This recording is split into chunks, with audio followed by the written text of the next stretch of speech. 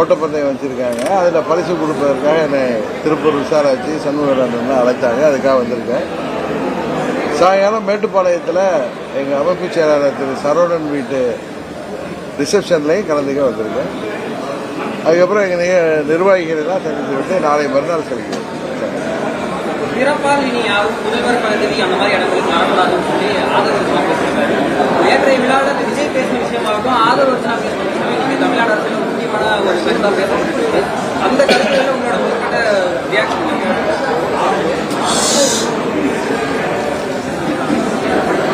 அதாவது தேர்தல் அரசியல்ல மக்கள் வாக்களித்து வெற்றி பெற்று ஒரு கட்சியை முதலமைச்சரை தேர்ந்தெடுக்கிறாங்க. இதுல பிறப்பால் ஒருத்தர் முதலமைச்சரா வர்றதை நாங்க ஏத்துக்கலன்னு சொல்ற பாயிண்ட் அவர் என்ன மீன் பண்றாருன்னு எனக்கு சரியா புரியல. அதை நீங்க விளக்குறீங்கன்னா நான் அதுக்கு பதில் சொல்றேன்.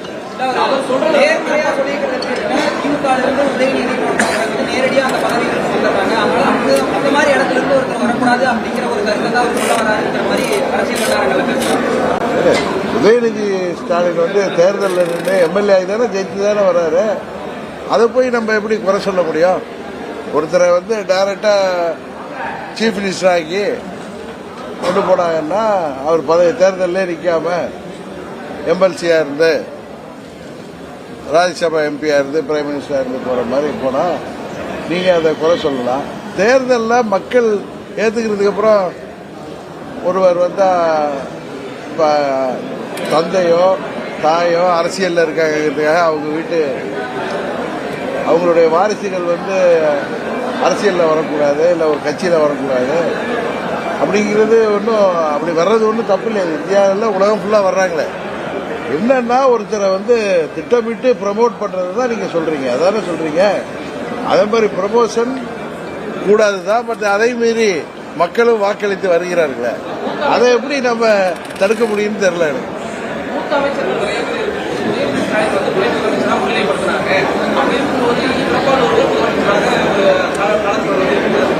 இல்ல அரசியல்ல சீனியாரிட்டிங்கிறது முக்கியம்தான். ஆனா சில பதவிகளுக்கு கட்சி பதவிகள்லயோ ஆட்சியில பதவிகளுக்கும் சீனியாரிட்டி மாத்திரமே ஒரு காரணமா அமைஞ்சிருக்கல. நான் எதார்த்தத்தை சொல்றேன். நான் ஒன்றும் திமுக ஆதரிச்சோ வாரிசு அரசியல் ஆதரிச்சோ நான் பேசல. நான் போய் உங்களுக்கு தெரியும் யதார்த்தத்தை சொல்லுவேன். அதனால பிறப்பால் ஒருவர் ஒரு குடும்பத்தில் பிறந்திருக்காருங்கிறதுக்காக அவரை முன்னிறுத்தக்கூடாதுன்னு அவர் ஆதவர்ஜன் பேசியிருந்தாருன்னா அவங்க தேர்தலில் நின்று மக்கள் ஏற்றுக்கிட்டு வர்றப்ப நீங்க எப்படி அதை தடுக்க முடியும்னு கேட்க, அது எப்படி தவறாக முடியும்?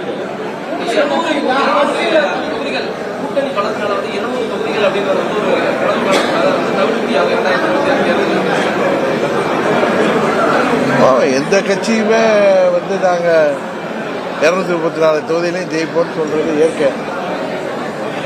அதுபோல திமுக எங்க கூட்டணி ஜெயிக்கும் சொல்லியிருக்காங்க. அதுல அகம்பாவம் ஆணவம்லாம் இருக்கிறதா எனக்கு தெரியல. தயவு செய்து நான் திமுக ஆதரிச்சு பேசுறேன்னு நினைக்கவேனா, யதார்த்தத்தை பேசுறேன். எந்த கட்சியா இருந்தாலும் ஏற்கனவே ஆண்ட கட்சிகளாக இருக்கட்டும், இல்ல ஆள போகணும் ஆளணுங்கிற அதிகாரத்துக்கு வரணும்னு நினைக்கிற கட்சிகள் எல்லா தொகுதியிலும் ஜெயிப்போங்கிற உத்வேகத்தோட தான் செயல்படுவாங்க. அதை மக்கள் தானே ஏத்துக்கிறோம். அதை எதிர்கட்சிகள் முறியடிப்போம்னு சொல்றது தப்பு இல்லை.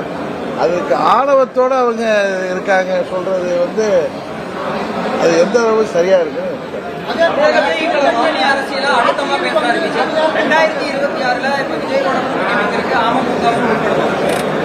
நான் யூகங்களுக்கெல்லாம் பதில் சொல்ல விரும்பல. இன்னொன்னு நாங்க தேசிய ஜனநாயக கூட்டணியில அம்மா மக்கள் முன்னேற்ற கழகம் இருக்கு. அதை பலப்படுத்துவதற்கு இன்னும் எந்த கட்சிகள் வந்தாலும் எங்களோட வருகின்ற கட்சிகளை நாங்கள் ஏற்றுக்கொள்வோம். சார், திமுக அரசின் மீதான வெறுப்பு மக்கள்கிட்ட அதிகமாயிட்டே இருக்கு. அந்த ஓட்டுகளை கைப்பற்றுறதுக்காக தாவேகாவும் பாஜகவும் ரொம்ப பகிரத பிரயாசனம் பண்ணிட்டு இருக்காங்க. நம்மளோட நிலைப்பாடு என்ன சார்? அதிமுக என்ன நிலைமையில இருக்கு? அதிமுக என்ன நிலைமையில இருக்குங்கிறத நீங்க அதிமுக சேர்ந்த நிர்வாகிகளை நீங்க தெரியணும். நாங்க தேசிய ஜனநாயக கூட்டணியில அம்மா மக்கள் முன்னேற்ற கழகம் அங்க வகிக்குது. தமிழ்நாட்டில் தேசிய ஜனநாயக கூட்டணி ஆட்சியை அமைப்பதற்கு இந்த தேர்தலில் ஒரு கூட்டணி ஆட்சியை உருவாக்குவதற்காக எங்கள் கூட்டணியை முயற்சி செய்யும். அதுபோல இன்றைக்கு ஆளுகின்ற மக்கள் விரோத திமுக ஆட்சிக்கு எதிரான ஓட்டுகள் எங்களது தேசிய ஜனநாயக கூட்டணிக்கு உறுதியாக வரும் என்பதுதான் நடக்கப் போகுது. காரணம், இப்ப வெள்ள நிவாரணத்துக்கு கூட முதலமைச்சர் 2000 கோடி முதல்ல வேணும்னு கேட்டாங்க. அதை கொடுக்கக்கூடிய இடத்துல மத்திய அரசாங்கம் தான் இருக்கு. அவங்க அந்த குழுவெல்லாம் இங்க ஆய்வு செய்யறதுக்குள்ளே கிட்டத்தட்ட 950 கோடி 1000 கோடி கிட்ட அறிவிச்சிருக்காங்க. இன்னும் மீண்டும் தருவோம்னு சொல்லியிருக்காங்க. அதுபோல கொடுக்கக்கூடிய இடத்துல தமிழ்நாட்டுக்கு பல திட்டங்களை தரக்கூடிய இடத்தில் இருக்கிற பாரத பிரதமர் மோடி அவர்கள் கூட்டணி இந்த முறை திமுக பாஜகவை காட்டி மக்களை ஏமாற்றி ஆட்சிக்கு வந்தார்கள். இந்த முறை அது நடக்காது. ஏன்னா திமுக மேல எவ்வளவு ஊழல் குற்றச்சாட்டுகள், ஊழல் முறைகேடுகள், ஒரு பானை சோற்றுக்கு ஒரு சோறு பத மாதிரி 3-4 மாதங்களுக்கு முன்பு திறந்த ஒரு பாலமே அடிச்சிட்டு போற அளவுக்கு அந்த ஆட்சி இருக்கு. அதுபோல இந்த மழை வெள்ள பாதிப்புலாம் இருந்தாலும் விழுப்புரம், கடலூர், கள்ளக்குறிச்சி, திருவண்ணாமலை போன்ற மாவட்டங்களின் பாதிப்புக்கு மழை மாத்திரம் காரணம் அல்ல.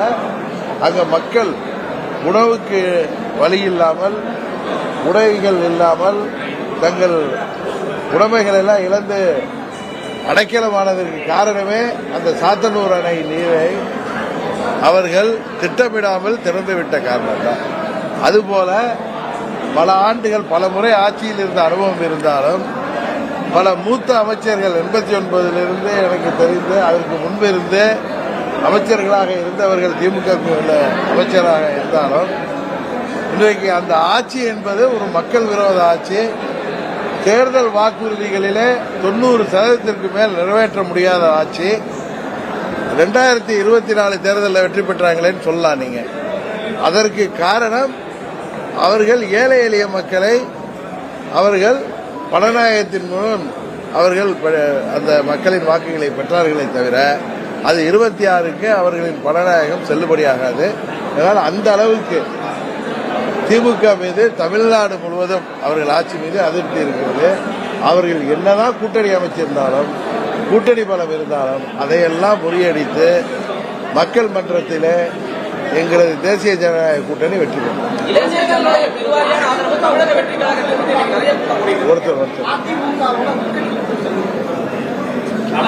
அதாவது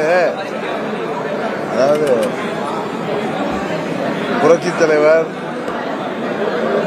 திமுகவுக்கு எதிராக உருவாக்கிய இயக்கம், 15 ஆண்டுகள் அவர் வழிநடத்திய வெற்றி இயக்கம், ஆட்சி பொறுப்பில் இருந்த இயக்கம். அவருக்கு பிறகு அம்மா அவர்கள் கடினமாக போராடி 30 ஆண்டுகள் அந்த இயக்கத்தை வழிநடத்தி கிட்டத்தட்ட 20 ஆண்டுகள் ஆட்சியிலே இருந்த இயக்கம் ஆட்சி பொறுப்பை பழனிசாமி கையிலே கொடுத்த பிறகு 4 ஆண்டுகளிலே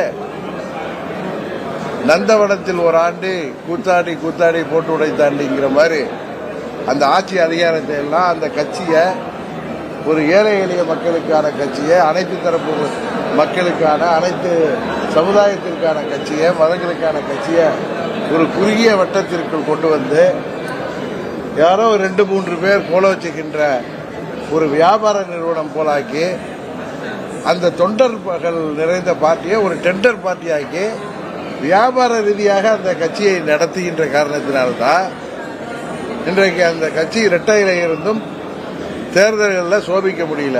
இப்ப 24 தேர்தலில் பழனிசாமி ஒன்றும் பிரதமராக போறதில்லை. அவர் தனித்து நின்று ஒன்றும் பலன் கிடைக்க போறதுன்னு எல்லாருக்கும் தெரியும். ஆனா இரட்டை இலை சின்னம் நாம் வருந்தத்தக்க விஷயம். 2024 தேர்தலில் திமுக வெற்றி பெறுவதற்கு, திமுக கூட்டணி வெற்றி பெறுவதற்கு மறைமுகமாக பழனிசாமி உதவி செய்தார் என்பதுதான் தமிழ்நாடு முழுவதும் உள்ள மக்கள் மாத்திரமல்ல, அங்கு அதிமுக தொண்டர்களின் குமுறலும் அதான். அந்த புரட்சித் தலைவரின் வெற்றி சின்னம் இரட்டை இலை 4 ஆண்டு ஆட்சி அதிகாரத்தில் ஈட்டிய பொருளாதாரத்தை திமுக வெற்றிக்கு பயன்படுத்துகிறார்கள். தங்கள் மீது வழக்கு வந்துவிடக்கூடாது, தான் ஜெயிலுக்கு போயிடக்கூடாது, கொலை கொள்ளை வழக்குகள் வந்துடக்கூடாதுங்கிற பயத்தில் திமுகவுக்கு இன்றைக்கு பி டீமாக கள்ள கூட்டணி அமைத்துக் கொண்டு பழனிசாமி கட்சியை நடத்துறார். அதனாலதான் நான் சொல்றேன், 26 தேர்தலுக்கு பிறகு, சட்டமன்ற பொதுத் தேர்தலுக்கு பிறகு அம்மாவின் கட்சியை, புரட்சி தலைவரின் கட்சிக்கு பழனிசாமி உறுதியாக மூடு விழா நடத்துவதற்கு தயாராகிவிட்டார். தானும் தனது குடும்பமும் தப்பிச்சா போதுங்கிறதுக்காக அவர் திமுகவை வெற்றி பெற செய்ய வேண்டும் என்கிற ஒரே நோக்கோடு அந்த கட்சியை நடத்திட்டு இருக்காரு. அங்கு உள்ள நிர்வாகிகளும் தொண்டர்களும் நான் பல முறை சொன்னதே தான் இன்றைக்கு கோயம்புத்தூர்ல சொல்றேன். அவர்கள் இரட்டை இலை அங்க பழனிசாமியிடம் இருக்கிறது என்ற காரணத்திற்காக காவடி தூக்கினால் உறுதியாக அவர்களை யாராலும் காப்பாற்ற முடியாத நிலைதான் வரும்.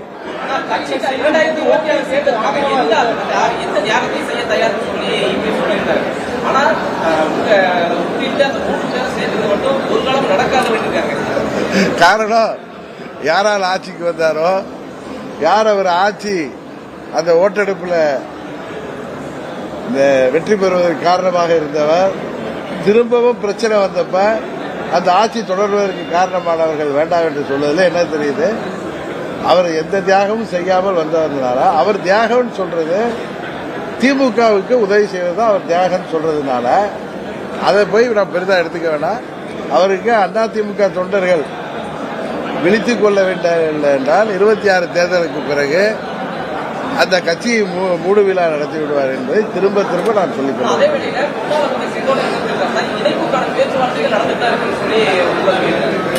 அதை பத்தி எனக்கு ஒன்றும் தெரியாது. எனக்கு அதை பத்தி தெரியாது.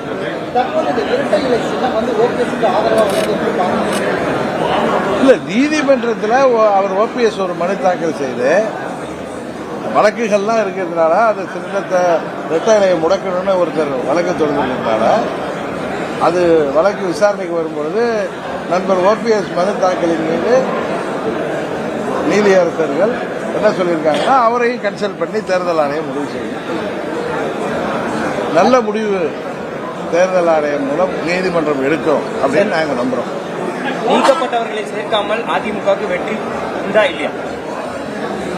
அதாவது அம்மாவின் தொண்டர்கள் அவர்கள் எங்கிருந்தாலும் அனைவரும் ஒன்றிணைந்து ஒற்றுமையுடன் எல்லோரும் ஏற்றுக்கொள்கின்ற சுயநலம் இல்லாத கட்சியை அடுத்த நூற்றாண்டுக்கு கொண்டு செல்கின்ற அம்மாவின் கொள்கைகளை, லட்சியங்களை கடைபிடிக்கின்ற தன்னலமில்லாத தலைமையின் கீழ் அம்மாவின் கட்சி வருகின்ற பொழுது உறுதியாக அம்மாவின் ஆட்சியை மீண்டும் கொண்டு வர முடியும். நான் உங்களுக்கு என்ன சொல்றேன், அனுமானங்களுக்கும் ஸ்பெகுலேஷனுக்குலாம் நான் பதில் சொல்ல முடியாது. மாற்று கட்சியினர் இணைகிறாங்க நம்ம கட்சியில. ஆமா, தொண்டாமுத்தூர்ல இருந்து ஒரு 100 பேர் வர்றாங்க. அதிமுக இருந்து வர்றாங்க.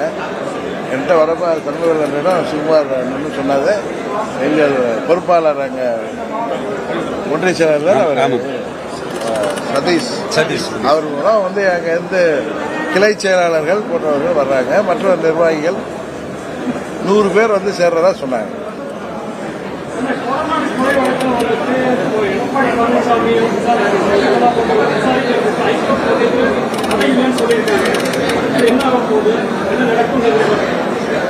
தமிழ்நாடு முழுவதும் தெரியும் யாருக்காக, யாருடைய லாபத்திற்காக அங்கே கொள்ளை முயற்சியோ கொலையும் நடந்தது என்பது எல்லோருக்கும் தெரியும்.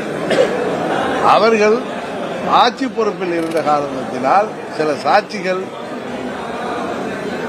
அவர்கள் அதை அழிக்கின்ற இடத்துல இருந்ததுனால அவர்கள் தப்பித்துக் கொண்டிருக்கிறார்கள். அதையும் மீறி அவர்கள் தவறு செய்தவர்கள் தண்டனை பெறுவார்கள் என்ற நீதிபடி அவர்கள் உறுதியாக அந்த கொலை கொள்ளை கொடைநாடு கொலை கொள்ளைக்கு காரணமானவர்கள் மாட்டிக்கொள்வார்கள் என்பது இன்றைக்கு இல்லைனாலும் நாளைக்கு மாட்டியாகும்.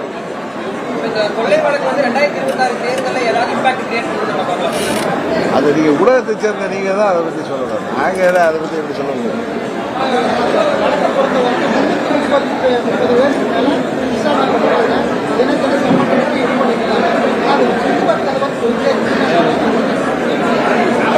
நீதிமன்ற நடவடிக்கையை பத்தி நம்ம எப்படி அதை பத்தி கருத்து சொல்றது நல்லா இருக்காது.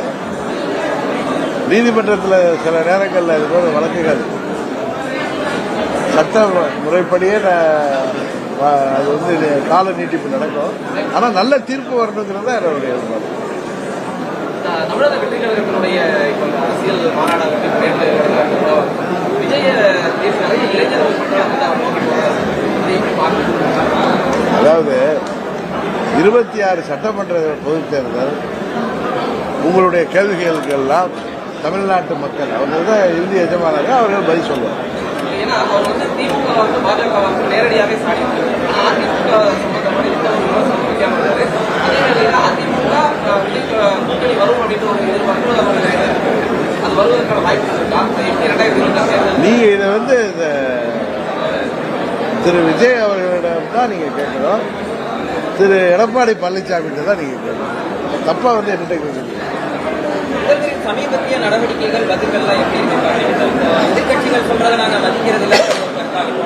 எடப்பாடி பழனிசாமி அவர்கள் முதலமைச்சரான அந்த விடயத்தை வந்து அரபான் பூச்சி போல எனக்கு விமர்சிக்கிறதா இருக்கும். முதல்வர் பதவியில் விமர்சனம் செய்யும் வழி முறை இப்ப பாட்டாளி மக்கள் கட்சி தலைவர் ராமதாஸ் வந்து வயதுல மூத்த அரசியல் தலைவர். தமிழ்நாட்டில் உள்ளவங்க ஆக்டிவா உள்ள தலைவர்கள்ல வெறும் வயது மூத்தவர். அவருடைய அறிக்கைகளுக்கு பதில் சொல்லும் பொழுது, அவருடைய கேள்விகளுக்கு பதில் சொல்லும் பொழுது முதல்வர் பதில் சொன்ன விதம் உண்மையிலேயே ஒரு அரசியல் இருக்கிற ஒருத்தரா எனக்கு வருத்தம் அளிக்கிறது. காரணம், ஒரு கட்சியின் தலைவர், 40-50 ஆண்டுகள் அரசியல் அனுபவம் உள்ளவர், ஒரு பெரிய தலைவரின் மகன், இன்றைக்கு முதல்வராக இருக்கக்கூடியவர்.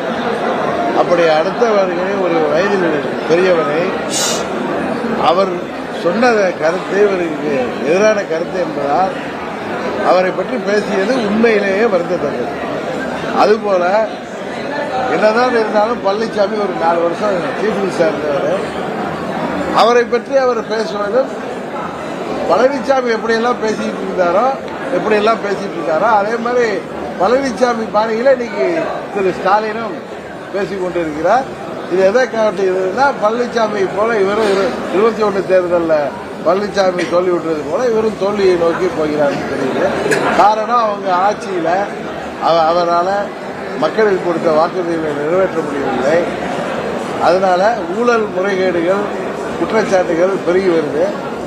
26 தேர்தலில் என்னதான் கூட்டணி இருந்தாலும் கூட்டணியை தக்க வைத்துக் கொள்ளாலும் வெற்றி பெற முடியாதுங்கிற விரக்தியில அவர் அப்படி பேசுறதா தான். இல்ல, எங்க கூட்டணியை பொறுத்த வரைக்கும் ஒருவர் தான் முதலமைச்சர் வேட்பாளர்.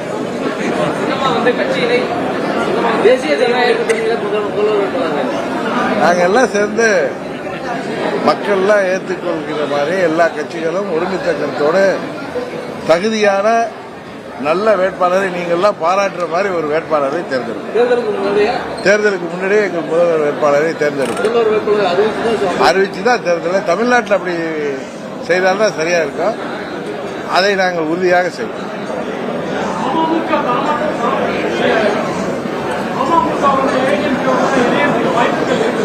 யூகங்களுக்கு நான் பதில் சொல்ல விரும்பவில்லை. என்னுடைய மனதில் உள்ள எண்ணம் அம்மாவின் தொண்டர்கள், ஏற்கனவே சொன்னேன், அம்மாவின் தொண்டர்கள் அனைவரும் ஒன்றிணையணும் அப்படிங்கிறது என்னுடைய ஆழமான கருத்து. நான் எப்பயும் சொல்லிட்டு இருக்கேன்.